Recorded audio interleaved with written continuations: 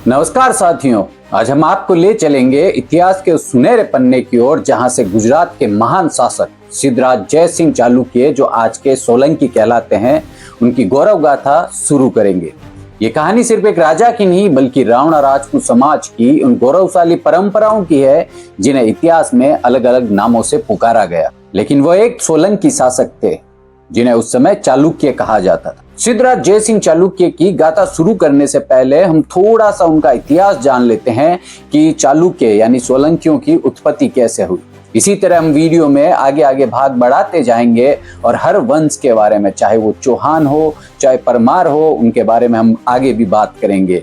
ये शुरुआत है पहले वीडियो से जिसमें हम सोलंकी की बात करेंगे, यानी कि उस समय के चालुक्य वंश की। जैसा कि मेरे पहले वीडियो में बहुत सारी कंट्रोवर्सीज हुई थी, मेरे शब्दों को उथल पुथल करके अलग अलग कंट्रोवर्सीज बनाई गई, उसे अलग अलग रूप से दिखाया गया, लोगों को समझाया गया, लेकिन मेरे युवा साथियों ने मुझे इतना सहयोग दिया कि मैं ये भाग 4 आप लोगों के लिए लेके आ रहा हूँ। मुझे पूरी उम्मीद थी कि मेरे युवा साथी मेरे साथ होंगे और मैंने अपने कमेंट्स में देखा कि मेरे साथी युवा यही चाहते हैं कि मैं आगे बढ़ूं। वो मुझे गिराना नहीं चाहते थे, लेकिन मेरे बड़े बुजुर्ग या ऐसा कहूं कि जो राजनीति से जुड़े हुए लोग हो, वो कभी नहीं चाहते कि कोई समाज का एक व्यक्ति अपनी एक अलग पहचान बनाए, और उसी को लेकर उन्होंने ये सारी कंट्रोवर्सीज की साजिश रची। लेकिन आप लोगों ने, आप युवा साथियों ने इन कंट्रोवर्सीज को उन्हीं की जबान में जवाब देकर उन्हीं को वहीं पे दबा दी। मुझे वीडियोबाज, एक गधा, एक मूर्ख तक कहा गया, मेरे शब्दों को तोड़ मरोड़ कर परोसा गया, लेकिन आप लोगों ने उनका विश्वास नहीं करते हुए मेरे पे भरोसा किया और इस भरोसे को कायम रखते हुए आज का भाग 4 में लेके आया हूं। तो आशा करता हूं कि आपको ये पसंद आएगा। तो बिना समय व्यस्त किए बढ़ते हैं अपने मुख्य बिंदु की ओर, यानी कि चालुक्य राजवंश के बारे में, जो आज के सोलंकी कहलाते हैं। सोलंकी वंश यानी कि चालुक्य वंश मध्यकालीन भारत का एक राजपूत क्षत्रिय राजवंश था। सोलंकी यानी चालुक्यों का अधिकार पाटन और काठियावाड़ राज्यों तक था। ये 1वीं शताब्दी से लेकर 13वीं शताब्दी तक शासन करते रहे। इन्हें गुजरात का चालुक्य भी कहा जाता था। ये लोग मूलतः सूर्यवंशी व्रात्य क्षत्रिय हैं और दक्षिणापथ के हैं, परंतु जैन मुनियों के प्रभाव से ये लोग जैन संप्रदाय से जुड़ गए। उसके पश्चात भारत सम्राट अशोक वर्धन मौर्य के समय कान्य कुब्ज के ब्राह्मणों ने इन्हें पुनः वैदिकों में सम्मिलित किया। 13वीं और 24वीं शताब्दी की चारण कथाओं में गुजरात के चालुक्यों का सोलंकियों के रूप में वर्णन मिलता है। कहा जाता है कि इस वंश का संस्थापक आबू पर्वत पर एक अग्निकूट से उत्पन्न हुआ था। यह वंश गुर्जर, प्रतिहार, परमार और चाहमान सभी अग्निकुल के सदस्य थे। अपने पूरा लेखों के आधार पर चालुक्य ये दावा करते हैं कि वे ब्रह्मा के चरण लुक करतल से उत्पन्न हुए थे और इसी कारण उन्हें यह नाम मिला, यानी कि चालुक्य नाम मिला। प्राचीन परंपराओं में ऐसा लगता है कि चालुक्य मूल रूप से कन्नौज के कल्याण कटक नाम स्थान में रहते थे और वहीं से वे गुजरात जाकर बस गए।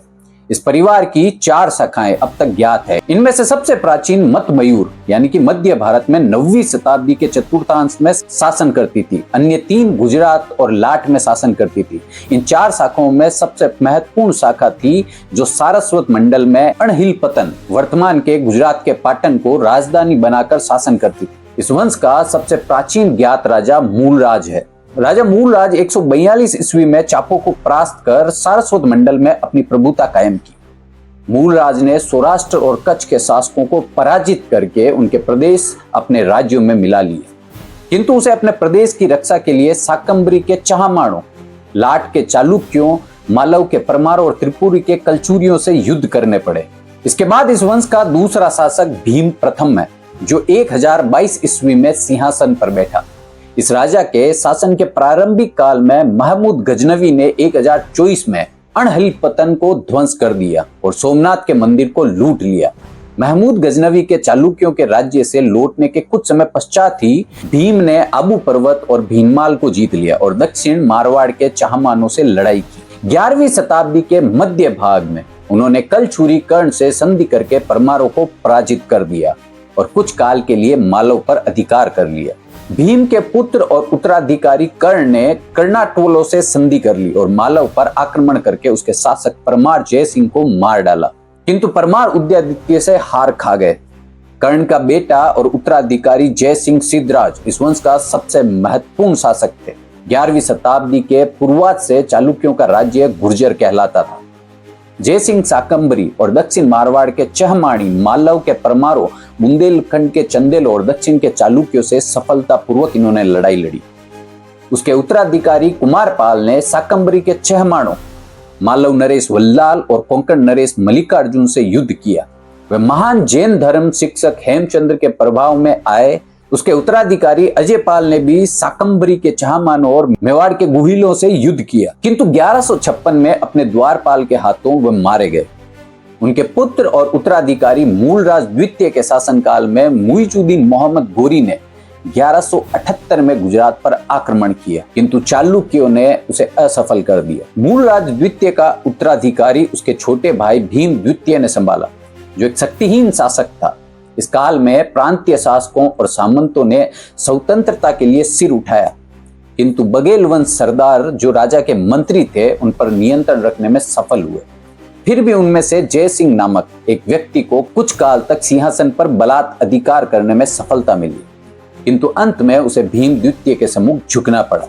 चालुक्य वंश से संबंधित बघेलों ने इस काल में गुजरात की विदेशी आक्रमणों से रक्षा की और उस प्रदेश के वास्तविक शासक बन बैठे। भीम द्वितीय के बाद दूसरा त्रिभुवनपाल हुआ, जो इस वंश का अंतिम ज्ञात राजा है।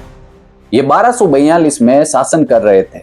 चालुक्यों की शाखा के पतन के पश्चात बघेलों का अधिकार देश पर हो गया, लेकिन जो मुख्य शासक थे वो थे सिद्धराज जयसिंह चालुक्य यानी जयसिंह सोलंकी। चूंकि आज का वीडियो सिद्धराज जयसिंह चालुक्य के ऊपर है, तो बढ़ते हैं अपने मुख्य मुद्दे की तरफ और शुरू करते हैं उनकी कहानी। सिद्धराज जयसिंह चालुक्य, जिन्हें गुजरात के सूर्य के नाम से भी जाना जाता है, 1094 ईस्वी में चालुक्य वंश के राजा बने। उनके शासनकाल में न केवल चालुक्य साम्राज्य की सीमाओं को विस्तार दिया, बल्कि समाज को एक नई पहचान भी दिलाई। उनकी माता मीनल देवी ने उनके व्यक्तित्व को एक योद्धा और न्यायप्रिय शासक के रूप में गढ़ा, क्योंकि सिद्धराज जयसिंह के पिता का निधन उनके बाल्यावस्था में ही हो गया था। मीनल देवी ने न केवल सिद्धराज को एक आदर्श शासक बनने की शिक्षा दी, बल्कि गुजरात में सिंचाई परियोजना की शुरुआत कर समाज के विकास में योगदान दिया।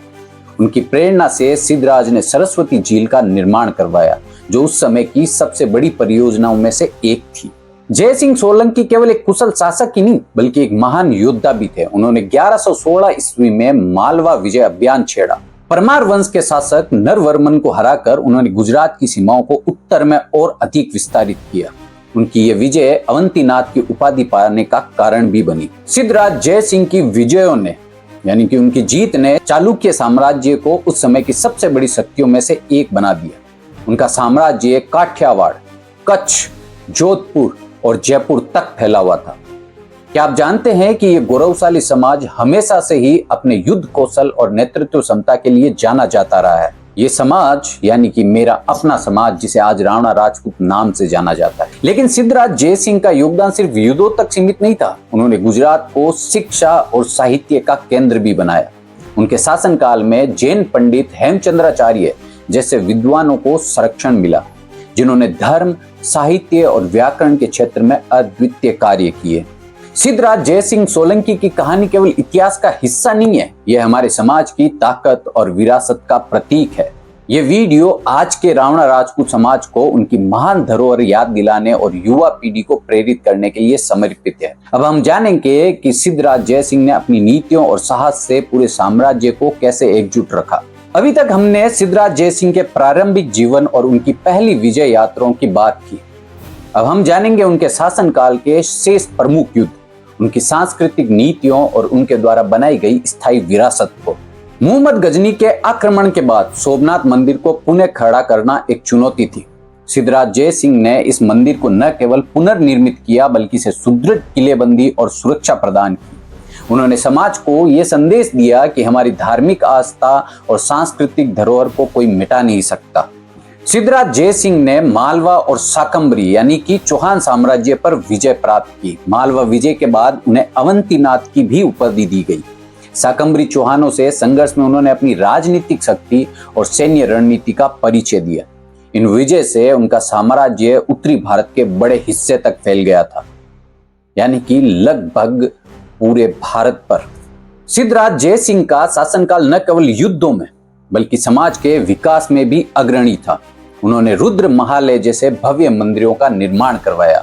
साथ ही उनकी माता मीनल देवी के निर्देशन में सरस्वती झील जैसे सिंचाई परियोजनाओं से कृषि और व्यापार को एक नई दिशा दी।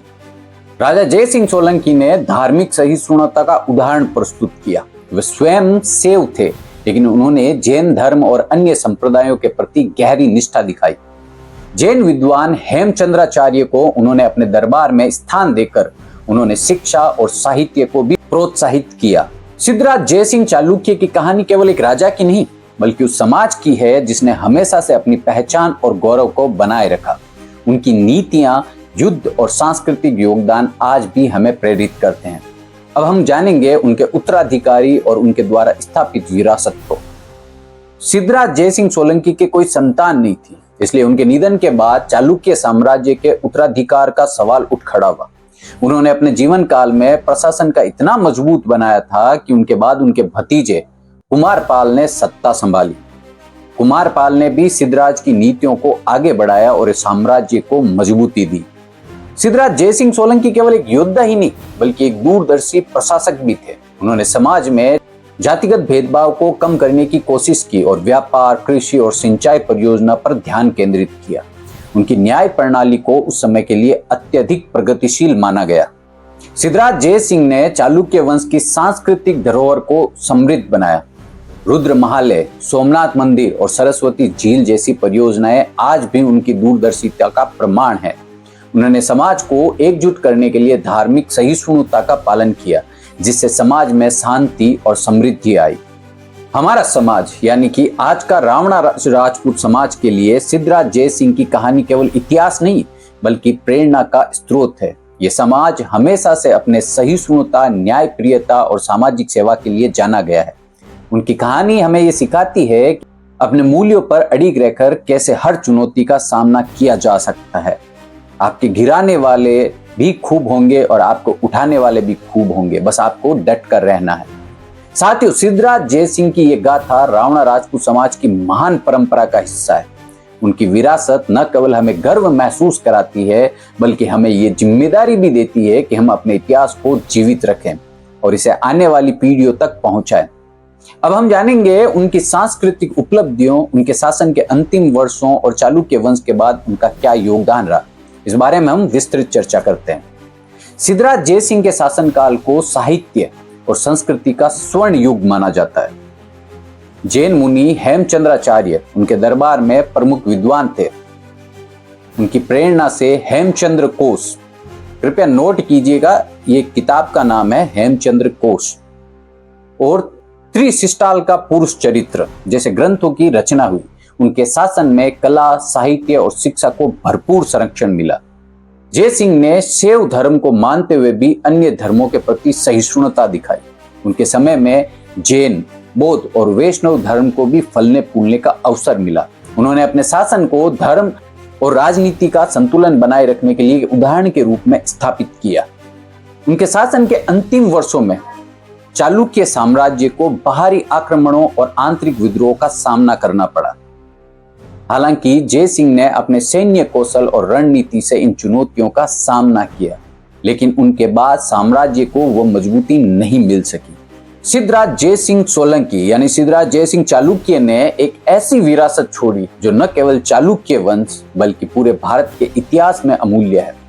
रावणा राजपूत समाज के लिए यह गर्व की बात है कि उनका इतिहास ऐसे महान शासकों से जुड़ा हुआ है। उनकी कहानी हमें सिखाती है कि एक सच्चा राजा वही होता है जो अपने समाज, संस्कृति और धर्म का रक्षक हो। लेकिन हमारे समाज में अभी के हालात ये हैं कि अपना ही अपने को काटने, पीटने और गिराने पर लगा हुआ है। साथियों, ये सिद्धराज जयसिंह की गौरवशाली यात्रा का अंत नहीं है, बल्कि एक प्रेरणा है जो आने वाली पीढ़ियों तक चलती रहेगी। अगर आपको ये वीडियो पसंद आया हो तो इसे शेयर करें, हमारे चैनल को सब्सक्राइब करें। इतिहास के और भी रोचक पहलुओं के लिए हमारे साथ जुड़े रहें, क्योंकि रावणा राजपूत समाज के लिए और भी प्रेरणादायक वीडियो जल्द आ रहे हैं। क्योंकि मैं ना रुकने वाला हूं, ना दबने वाला हूं, ना मैं किसी राजनीति का शिकार होने वाला हूं, क्योंकि मेरे साथ मेरे युवा साथियों की पूरी फौज है। नमस्कार दोस्तों।